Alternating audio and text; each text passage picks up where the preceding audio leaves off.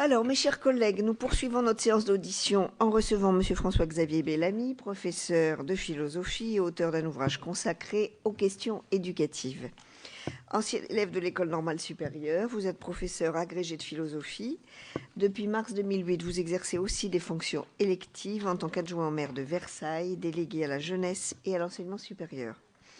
Parallèlement, vous êtes l'auteur de tribunes dans différentes publications, dont Le Figaro, Valeurs actuelles et Libération, dans lesquelles vous vous intéresserez plus particulièrement aux questions politiques et de société.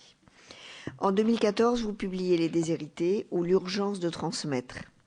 Vous y faites part de votre étonnement face à la formation que vous avez reçue et où la transmission des savoirs est présentée comme une violence faite aux élèves. La commission d'enquête a souhaité vous entendre pour que vous puissiez, à la lumière de votre expérience d'enseignant et de spécialiste des questions éducatives, présenter votre analyse, les difficultés de l'école et les manières d'articuler ces différentes missions de l'école, qui consistent en même temps à éduquer à la citoyenneté et à instruire. Pour vous, quelles mesures urgentes devraient être mises en place pour redonner à l'école sa fonction intégratrice ? Comme le bureau de la commission d'enquête l'a décidé, cette audition sera captée et diffusée en direct sur le site internet du Sénat. Elle fera également l'objet d'un compte-rendu publié dans le recueil des travaux de commission, accessible en version papier et sur le site internet du Sénat. Avant de vous passer la parole, le formalisme des commissions d'enquête me conduit à vous demander de prêter serment. Je suis également tenu de vous indiquer que tout faux témoignage devant notre commission serait passible des peines prévues aux articles 434-13 à 434-15 du Code pénal. En conséquence, je vous invite à prêter serment de dire toute la vérité, rien que la vérité. Levez la main droite et dites « je le jure ». Je le jure. Je vous remercie. Selon l'usage habituel, je vous propose de nous faire part de vos observations durant une dizaine de minutes, après quoi notre rapporteur Jacques Grosperrin et les membres de la commission qui le souhaitent pourront vous poser leurs questions. Je vous laisse la parole. Madame la Présidente, Monsieur le rapporteur, Mesdames et Messieurs les sénateurs, d'abord, je vous remercie infiniment de votre invitation qui me touche beaucoup. Vous avez mentionné mon expérience d'enseignant. Elle est à la vérité bien modeste car je suis un tout jeune enseignant. Mais je voudrais auprès de vous ce matin me faire, si c'est possible, le porte-parole et peut-être le relais de l'expérience de nombre de mes collègues, vous en recevrez certainement bien d'autres, pour témoigner de ces difficultés que nous rencontrons peut-être quotidiennement, en tous les cas de manière régulière dans l'exercice de notre métier et qui font partie de l'intitulé même de votre commission. Ces difficultés, en fait, ne sont pas étonnantes et c'est de là que je commencerai. Il est même étonnant que nous nous en étonnions, car nous les avons peut-être découvertes. Il y a peut-être eu une prise de conscience à l'occasion des événements dramatiques qui ont marqué notre pays au début de ce mois de janvier dernier. Une prise de conscience de l'étendue, de la distance qui s'est créée entre la France et une partie de sa jeunesse, entre nos institutions et une partie de la population française. Une prise de conscience que beaucoup d'enseignants, beaucoup de mes collègues ont vécu dans la douleur, en voyant leurs élèves incapables d'un dialogue avec eux, incapables de conserver un dialogue avec la République, incapables de partager ces repères et ces principes qui font la vie en société, qui la structurent et qui la protègent. Mais à la vérité, il est étonnant que nous nous étonnions, car le diagnostic, nous le connaissons déjà parfaitement, et nous le connaissions déjà parfaitement. Permettez-moi de rappeler simplement quelques éléments chiffrés.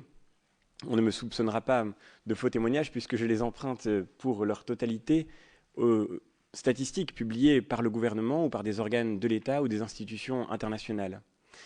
La dernière enquête PISA, publiée en 2013, constatait que 22% des collégiens en classe de 5e doivent être considérés comme en situation d'échec et comme, je cite la formule de l'enquête PISA, incapables de participer de manière active et efficace à la vie de la société. En classe de 5e, un collégien sur 5 était donc considéré comme en situation d'échec grave. Une enquête publiée par la direction de la prospective et de la performance de l'éducation nationale constatait que des élèves de 3e, un élève sur 5, soit 20%, sont incapables de donner un sens à une information et de décrypter un texte, même simple. Comment s'étonner ensuite quand nous voyons que parmi nos élèves, un grand nombre sont incapables de prendre de la distance par rapport aux images publiées sur Internet? Comment s'étonner que cette distance critique devienne difficile lorsque nous savons pertinemment, d'après nos propres statistiques, que nos élèves de 3e sont marqués par cette difficulté à décrypter un texte même simple et à donner un sens à une information.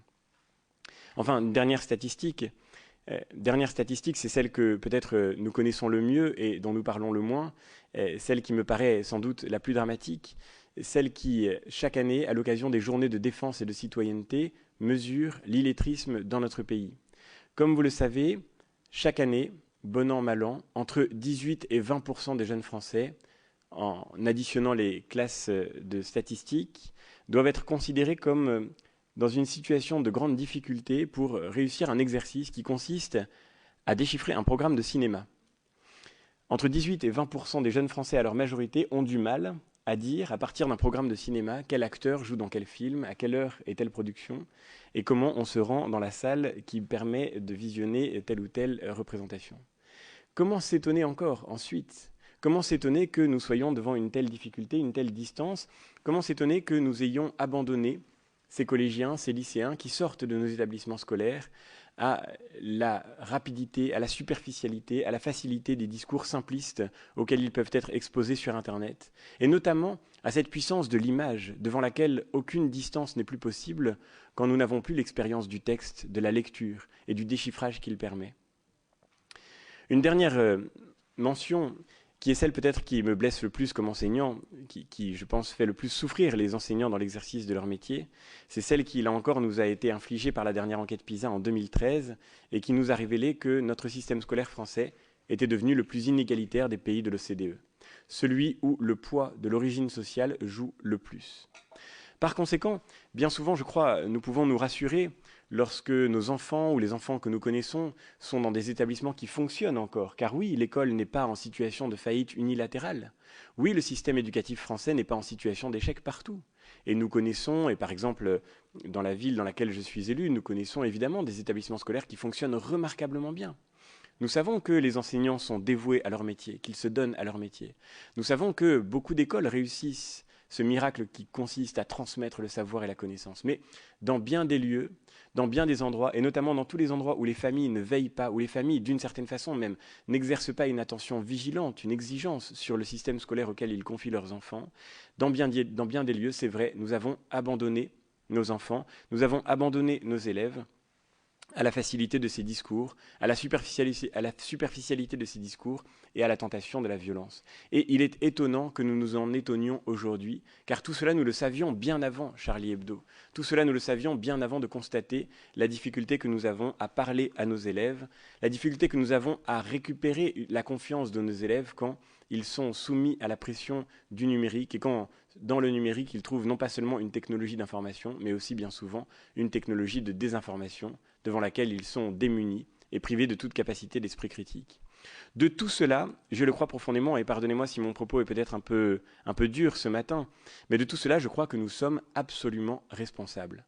Nous en sommes responsables, et nous l'avons d'une certaine façon organisé.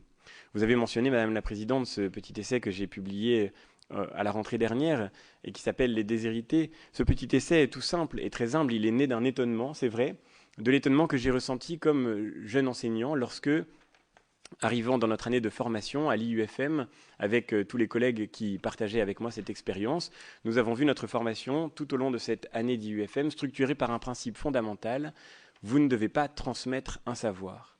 C'était la norme qui nous était proposée, c'était le principe que nous devions suivre, d'ailleurs principe qu'il nous fallait suivre et qui nous était non pas simplement recommandé ou proposé, mais imposé avec toute l'autorité que cette institution pouvait avoir sur nous, naturellement, autorité d'ailleurs parfaitement légitime. Mais je crois le principe, pour le coup, posait un problème décisif.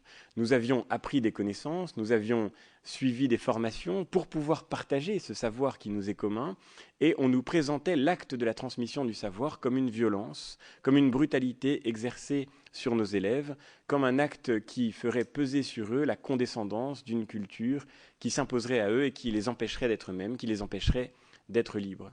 Peut-être ce discours était-il animé des meilleures intentions, et je ne condamne pas ceux qui l'ont tenu. Et je trouverais regrettable et tragique d'ailleurs que le débat éducatif soit réduit à une espèce de suspicion mutuelle portée d'un camp contre un autre. Je crois qu'au fond, nous partageons tous, comme adultes, une même générosité, le même désir de voir nos élèves et nos enfants grandir dans une authentique liberté et dans une authentique humanité. Ce discours était donc d'une véritable générosité. Il consistait à penser que l'autorité de l'adulte était une privation exercée contre la liberté de l'enfant. Il consistait à penser que tout ce qui est donné à la transmission est enlevé à la liberté. Ce discours était animé par une vraie générosité au départ. Mais, au fond, la faute morale, car il y a une faute morale, vient lorsque, constatant l'échec de ce principe, nous avons été incapables de le remettre en cause. Comment se fait-il, par exemple, que nous sachions si bien mesurer l'illettrisme dans notre pays et que nous soyons incapables de nous poser la question d'une véritable amélioration des méthodes d'enseignement de la lecture? L'écart entre ce que nous savons être le réel et notre capacité de réagir aux problèmes que nous rencontrons, l'écart entre ce que nous savons tous devoir faire et ce que nous faisons effectivement, voilà ce qui constitue, je crois, le véritable scandale éducatif auquel nous sommes arrivés et dont les événements tragiques de Charlie Hebdo ont été un révélateur brutal pour nous. Car ces événements sont la conséquence de notre échec. Ce qui a, je crois, le plus traumatisé les Français dans l'épisode que nous avons vécu, c'est que nous n'avons pas affaire, comme dans une guerre, on a beaucoup parlé de guerre, nous n'avons pas affaire, comme dans une guerre, à une agression qui viendrait de l'extérieur. Nous n'avons pas affaire à une violence qui nous serait infligée de l'extérieur de nos frontières. Ce à quoi nous avons affaire, c'est à la situation de ces jeunes Français qui ont quitté volontairement la République, qui ont quitté volontairement la communauté nationale, jusqu'à exercer contre leurs propres concitoyens une violence inexplicable, une violence injustifiable, une violence absolument barbare. Voilà ce qui peut-être nous tétanise le plus, voilà ce qui nous terrorise le plus, c'est de voir que ces jeunes Français avaient tous en commun d'avoir suivi la totalité du système scolaire en France, d'avoir fait la totalité de leurs études en France, d'avoir suivi la totalité de ce parcours républicain que nous voudrions d'intégration et qui est en fait de désintégration. Nous n'avons pas de raison de nous en étonner et je terminerai par là. Nous avons expliqué aux enseignants, et les enseignants ont été expliqués à leurs élèves, que l'histoire française était coloniale, que la langue française était sexiste, qu'il fallait déconstruire la culture comme étant porteuse de stéréotypes. Nous avons expliqué à nos élèves que le savoir était un poids qu'on leur infligeait. Nous avons expliqué à nos élèves que la culture les empêchait de rester naturels. Et c'est ainsi que les enseignants eux-mêmes ont été amenés à concevoir leur propre métier, comme une forme de malédiction. Peut-être de malédiction nécessaire, mais de malédiction quand même. Nous avons expliqué que la notation, par exemple, était une brutalité. Et c'est la raison pour laquelle nous cherchons une évaluation bienveillante, qui serait l'évaluation sans note. Ce qui implique nécessairement que la notation soit violence, que la notation soit coercition. Et nous nous retrouvons aujourd'hui nécessairement démunis devant cette désintégration que nous avons, je le crois personnellement, que nous avons nous-mêmes organisée, peut-être encore une fois avec les meilleures intentions du monde. Mon propos ici n'est pas de porter un jugement ou d'organiser un tribunal, mais d'appeler à une prise de conscience collective qui commence peut-être, c'est vrai, par un examen de conscience. Nous avons, je crois, à reconsidérer la nécessité de reconstruire une école qui soit centrée sur sa mission propre, la transmission du savoir, la transmission de la culture. Et peut-être, vous me demandiez si j'aurais une piste de réflexion pour refonder cette école que nous appelons de nos voeux. Je crois qu'au fond, la réforme de l'éducation nationale n'est pas une chose très compliquée. Je crois que la réforme de notre système scolaire n'est pas une chose très compliquée.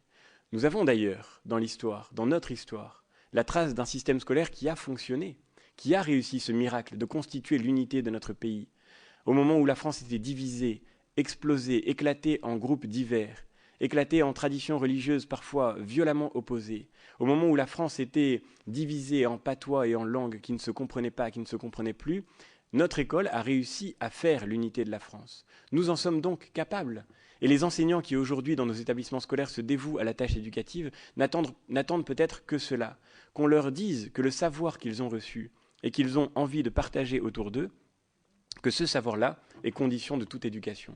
Le grand paradoxe qui préside à la mobilisation de l'école en faveur des valeurs de la République, c'est que cette mobilisation se fait pour n'avoir pas su transmettre avec une forme de coercition redoublée. Les cours de morale laïque ne fonctionneront jamais. Imposer des valeurs ne fonctionnera jamais.